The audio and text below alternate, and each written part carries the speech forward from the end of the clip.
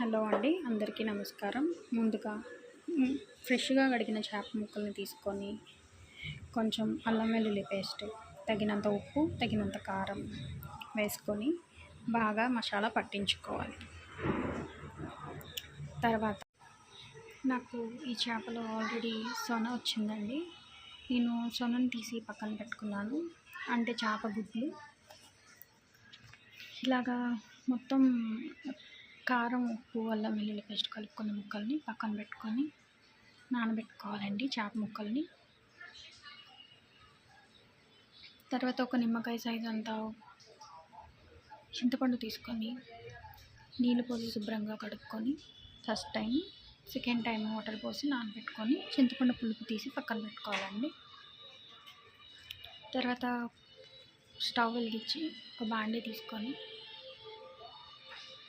బాండీ కొంచెం కాగినాక ఇందులో చేపల పులుసుకి కొంచెం ఎక్కువ నూనె పడుతుందండి.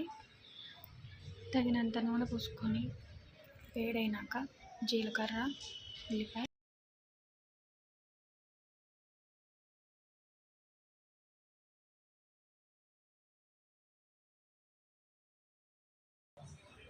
ఎర్రగా వేగనివ్వాలి. నా స్టైల్లో చేసే చేపల పులుసు కాబట్టి నేను కొంచెం 2 ఉల్లిపాయలని తీసుకొని పేస్ట్ కూడా వేసుకుంటాను. ముందుగానే పేస్ట్ వేసుకొని పక్కన పెట్టుకున్నాను ఉల్లిపాయలని. ఈ ఉల్లిపాయ ముక్కలు బాగా ఎర్రగా వేగిన తర్వాత ఉల్లిపాయ పేస్ట్ కూడా వేసుకొని పచ్చివాసన పోయేంత వరకు వేయించుకొని పక్కన పెట్టుకున్నాను. తర్వాత ఒక 2 టమాటాలు తీసుకొని వాటిని కూడా మెత్తగా గ్రైండ్ పేస్ట్ చేసుకొని ఈ ఉల్లిపాయ పేస్ట్ వేగినాక అందులో వేసుకొని మగ్గనివ్వాలి.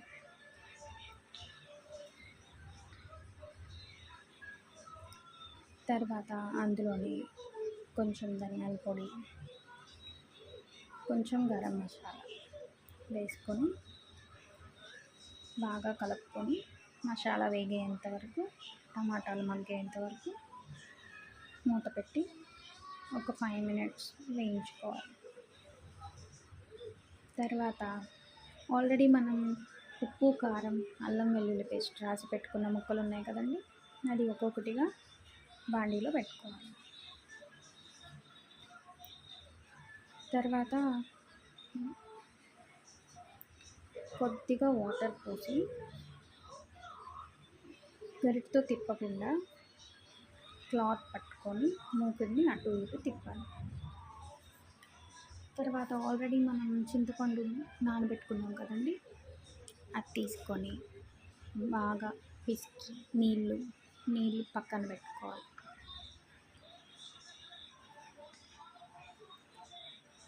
ఇవి కొంచెం వేగినాక మసాలా అంతా దానికి పట్టినాక, ముక్కలకి పట్టినాక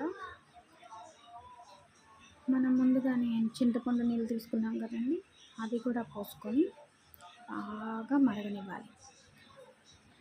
హై ఫ్లేమ్లో పెట్టి మరగనివ్వాలి ఒక 10 minutes. తర్వాత 5 minutes మీడియం ఫ్లేమ్లో పెట్టుకోవాలి.